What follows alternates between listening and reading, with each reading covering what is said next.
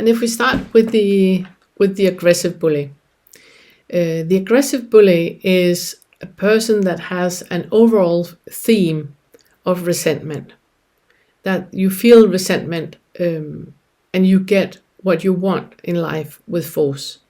The ones that are, CEOs and, really just, plowing through. You've probably seen all the YouTube advertisings with Bitcoin guys going like, you can do it, and all that. That's that. That has an underlying belief in I am not, I should be. And the value lies in material gain. It lies in forceful gain. Fake it until you make it. That's the foundation in it. There's always a planning for the future. There's never a focus in the now. There's always a planning for the future. And the symptoms that this type of person gets because of the hormonal pattern is always what I call too much symptoms. So too much diseases. So that's, high blood pressure, high cholesterol, pain in the body, inflammation in the body, ulcers, all kind of deteriorate diseases where bones or muscles or function completely just vanish and deteriorate. Stress, and it's also stress-related anxiety. So if you have anxiety, you have they're like two different types. There's the stress-induced one where you have panic attacks, or there's the other one that I'm going to circle back to and talk about in a second. So the overall feel that you have with this person, it might even be you that you already now go like, yep, that's me. That's me. It's too much symptoms, especially about the part about pain. That there might be pain in the body, but you might not feel the body. You can just feel that somewhere there's something not right, and it's super painful. You can't pinpoint where the pain is. Or you are very, very aware of where the pain is, and it's difficult to walk, and it's difficult to do different things, and you feel more and more constricted in your movements. It's like your physical expression gets less and less and less and less because there's just too much pain in the body. So it's also when you have like inflammatory diseases where you get like in your joints, or you have like flares coming up, or inflammatory diseases or conditions with your bowel, all of that where it's just like too much is tied in with this type of personality. And then this person usually have pain in the lower back. There's a lot of pain in the lower back, stiffness in the lower back, where it feels like there's no movement.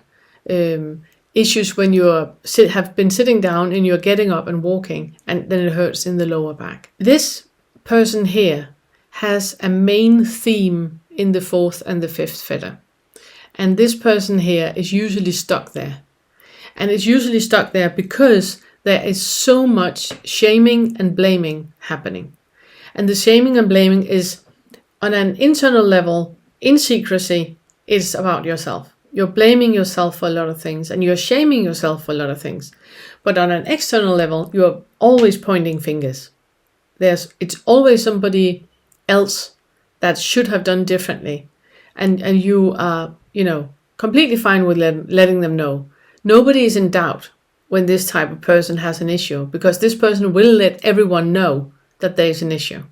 It's about, righting a wrong. And I am right and you are wrong. Another thing this person does is evoke shame. These type of people are really, really, really skilled at making other people feel shameful. And it's because of the underlying feeling of shame they have themselves, like we talked about in the last lesson about the bubble of reality, that whatever you do towards other people is just a mirror of what is happening in you. So when the aggressive bully are evoking blaming and shaming in other people, remember, if you experience that with someone doing that towards you, that person is talking about themselves. And if this is something you do, then please, be kind. Be kind. First of all, towards yourself.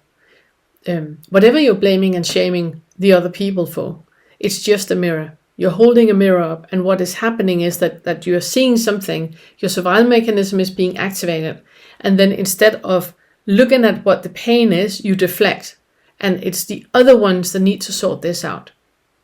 We are circling back to this in the 4th and the 5th. The way that you tend to create safety for yourself is that you create material status. You have a feeling of creating safety through accomplishments, through status symbols. You have a very hierarchically view where people are like higher or lower than others, and you have a very, very clear focus on who is higher than you. The ones that are lower than you don't really bother with, but the ones that are on par with you, you are in competition with, and the ones that are higher than you are looking up to and striving to become like. That's how you view the world. So you are in that constant competitive comparing, not with people beneath you, because they are beneath you, but with the people on par with you or higher than you. So you have an inner feeling of failure, and that inner feeling of failure is happening regardless of what is happening outside, because nothing is ever good enough. You can always do things better, faster, quicker, more. It's that constant +1 game that you're playing, where nothing is ever good enough. And when you have won an award for something, next time you want to do it quicker, faster, higher, better, more. So regardless of any kind of external conditions, you always have that foundational feeling of failure. You tend to be very, very greedy. Whatever you have is never good enough. You always want more. And at the same time, you're not really good at keeping things. It's not so much about having it as it is as achieving it. It's the achievement that you go for. It's not so much having achieved it. That doesn't really count anymore, because now it's something else that you're going for. So it's like that constant +1 game that you're playing. So everything also revolves around that materialistic gain and materialistic security. It's about sensual and sexual pleasures. It's about seeking, sensual pleasures with food and with wine and with sex and with experiences. It's like that constant seeking, the constant creating of drama, but not in the equal kind of way, but in the competitive kind of way. And whatever you're going after, you go after that without any thought of consequences, without any thought of anyone else. If this is what you want, then you go for it. And there's no one, if anybody is getting in your way, well, they should get out of the way, shouldn't they? So there's no looking into or taking other people into account. The only things that can motivate you is that need to fulfill your own needs. The needs of other people is completely overlooked. And if other people are standing in your way, or other people are preventing you from meeting your needs, then you react aggressively and angrily, and you have a huge need to be heard. People need to listen to you, which means that you're very often very, very loud. Now, what you need to do is, first of all, obviously understand that this is just part of a survival mechanism. This is an underlying belief that you have about you not being okay as you are. And I'm telling you, you are. There's no need for you to fight anymore. There's no one to fight with. Whatever underlying belief you have and whatever experience that you had that you needed to fight to protect yourself or to protect others in your family, it's done. You can breathe. And the meditation I would recommend for you is the mindfulness of breathing. It's where you get in contact with your breath. I have a meditation which I here on the channel for this fetter that I really can recommend you to use. Bring focus into your breathing. And whenever you're feeling that instant ignition of anger or irritation or annoyance or attack that is coming up in you, it also might be that you are telling yourself, but I'm doing it to defend myself. I'm defending myself. That's part of this. It's part of this because there's no need to. There's no need to. You can seek peaceful resolve in things. And the reason why you think you can't is only because that was what you were taught. But it's not like that anymore. It's only like that in you. Other people are not like that. And you're the only one who's suffering. You're the only one that is really, really suffering, both physically with all the different symptoms that you have, but also emotionally, because you're constant on guard. You're constant, on guard of being attacked. You're constant securing yourself, making sure that nothing can go wrong, that everything is the way that you want it. There's so much control involved. And you're probably here on this channel because you have realized that it's not like that. It's only in your mind that is how it is. It's not like that. Reality is not like that. So bring a focus into being. Breathe. Bring a focus into how it is to be in your body. Bring a focus into body enjoyment. Start to do things because you enjoy it. Walking barefoot in grass. Sit and look at clouds. Hug a tree.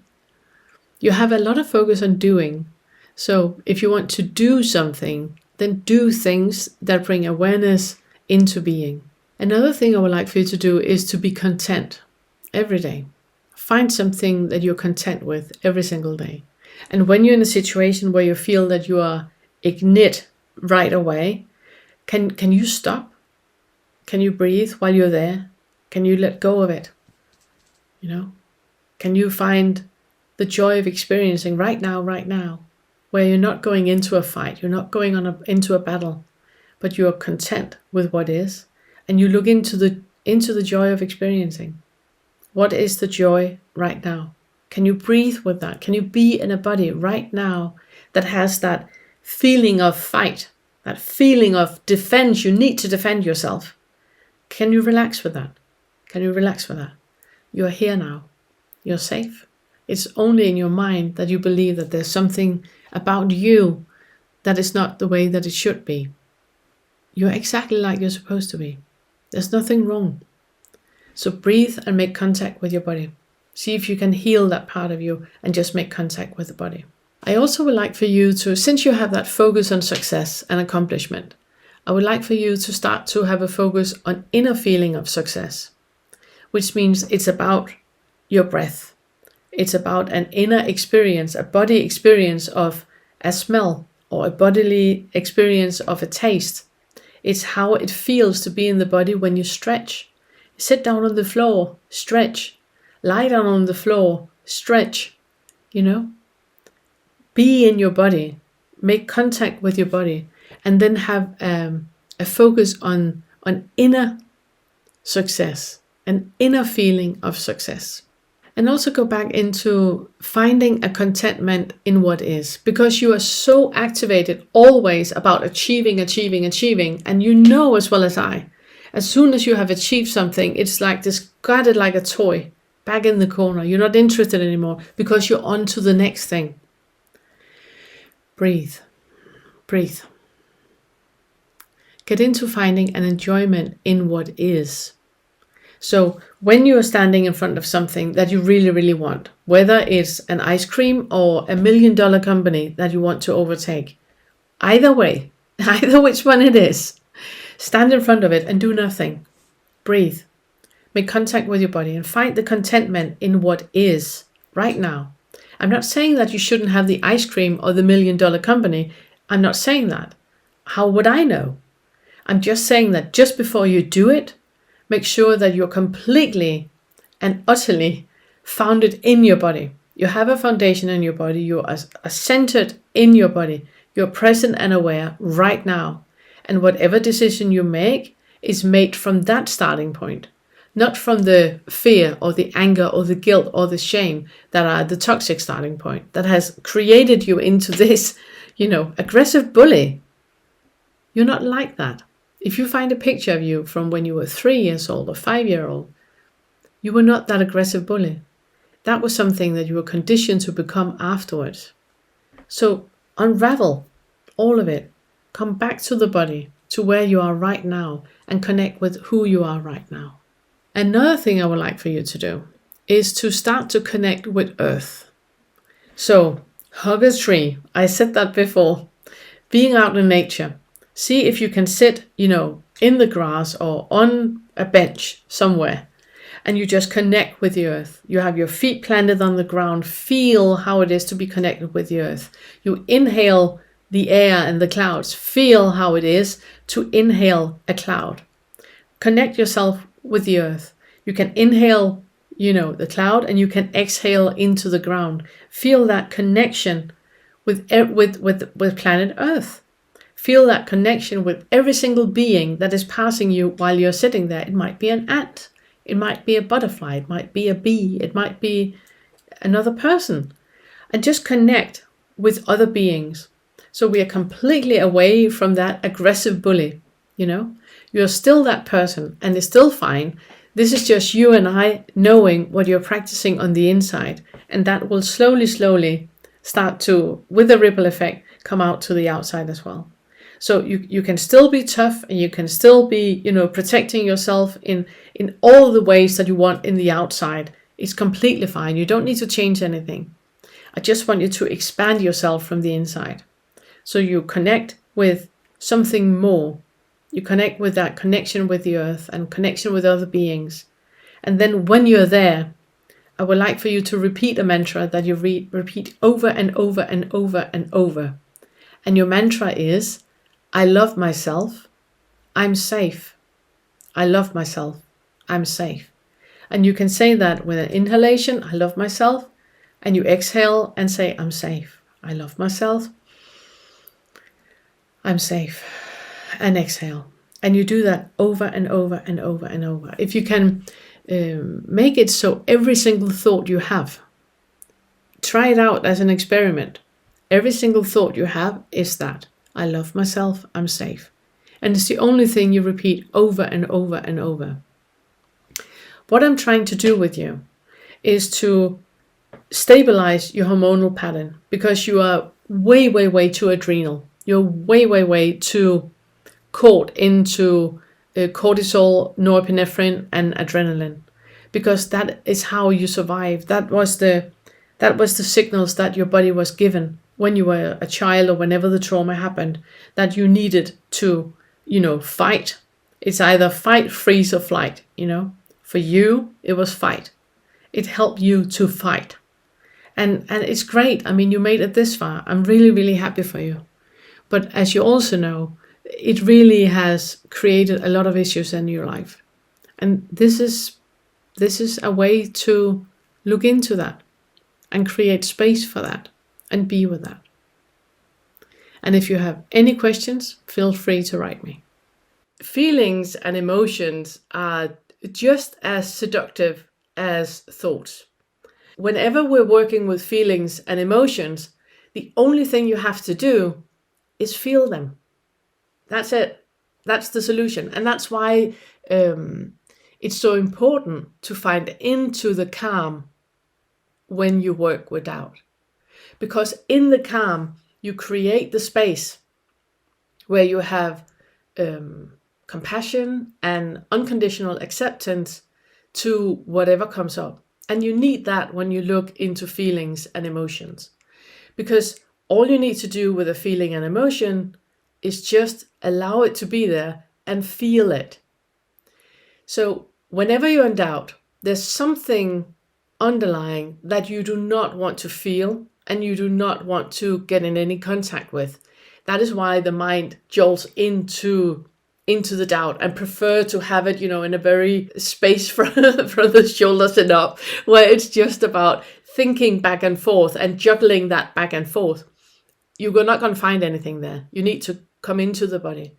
And in the body, whenever you feel something, you will feel an area in your body that is contracting. And while that is happening, other areas are expanding, because it is like that wave all the time.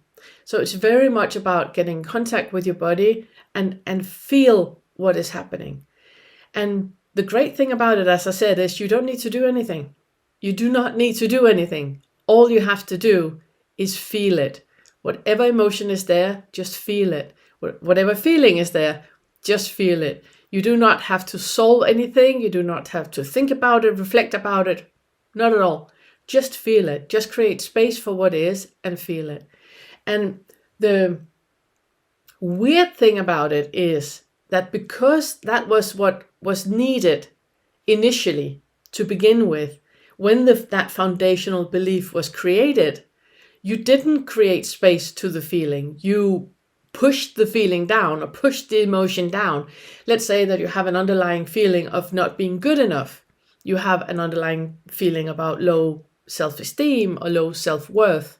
That is a very, very nasty and sticky and disgusting feeling, and you don't want that. And especially if it happened at a time in your life where you were young, so your brain wasn't fully developed, and you had no way of managing that kind of issue on your own. You would need a parental guidance, or you would need like somebody to help you and resolving and to show you how to manage emotions when they're there. If you didn't have that, then what you did with that feeling was that you didn't know what to do with it. So you just pushed it down. You diverted your attention into other areas. You started to do things that you knew how to manage, and then you did that instead. So what didn't happen then was that there was no space for that feeling to be there. And that's what you need to do now. You only ever have doubt about an underlying belief that is always tied into a feeling or an emotion, and all you have to do is to create calm and space for that feeling and emotion to be felt, and then the doubt will dissolve itself. I also said that lots of time last time, that you cannot solve doubt. It's not possible. We really, really want to, because then we avoid feeling that sticky, disgusting, not very kind emotion or feeling that is there. But you cannot solve it. It needs to be dissolved, and it only happens with you feeling the feeling or feeling the emotion, creating space for it to be there, and then it will dissolve itself. And it's safe to do so. You're not a child anymore. If you have an underlying feeling of you not being good enough, or you not being worthy of love and attention and compassion and worthy of life, or whatever it is, you can be with that feeling and that emotion, and then look into, is it true? Is this truth? Or is it just a feeling? And again, just like we talked about in the first Fetter, when it was about the thoughts that come there, where you have that identification with a thought, that you don't need to do anything about the thought. The thought is just there. Just like hearing is there, sound is there, smell is there, taste is there. You don't need to do anything about it. You don't need to do anything about the thought. It's just there. And it's the same with a feeling. A feeling is the same thing. There is and when you are in doubt, there is an identification with a feeling, or an identification with an emotion. So it's still first Fetter stuff, It's still about identifying. It's still about believing something to be true, which is not based in reality at all. Whenever you identify, it's never about now. When you are putting yourself in a position where you only observe, then you are completely free to experience what you experience. There's nothing that should be any different. It's also why I keep saying that nothing needs to happen. Nothing needs to change. Everything is as it is. It's only when you identify with something that you need things to be different, or you have a preference about something being in a certain way. That's just an opinion. Just an opinion. It's just a thought. And as we had in the first Fetter, thoughts are just, like any other sensory experience. You don't need to ruminate about a sound or smell or taste. You don't need to ruminate about a thought either. So where we talked about in the last fetter, the identifying with the thought, in this fetter we're talking about the identifying with the emotion or identifying with the feeling. So it's still selfing. You're still selfing about it. And it's not real. It's just an emotion. And you don't need to do anything about it.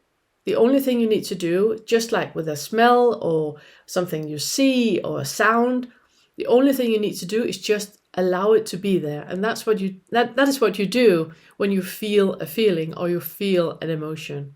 So I'm going to convince you that anytime you have a doubt, it's great. It's great. It's an amazing space to be. You would never ever become aware of these different facets of your emotional being if you did not have the doubt. So the doubt is great.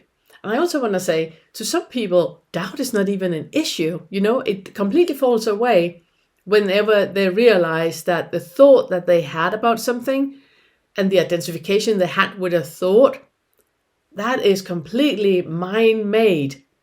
Then the doubt completely falls away and that's it. But for other people, they need to look into that emotional identification or the feeling identification and realize that too is just completely made up. It's completely mind-made. I want to thank everyone that are showing your appreciation of the Awakening curriculum by buying me a cup of tea and becoming members of the YouTube channel. I truly appreciate that gesture. It means so much to me, and it also makes it possible to keep the channel and the homepage free from paid promotion and all that stuff. So thank you so much. And if you're new to the channel, then you find the full Awakening curriculum either on the YouTube channel or on my homepage, themore.uk. The Awakening curriculum is a free resource for you to use the FetterWork in resolving the effects of trauma and integrating insights of non-self and non-duality into your daily life and become awake.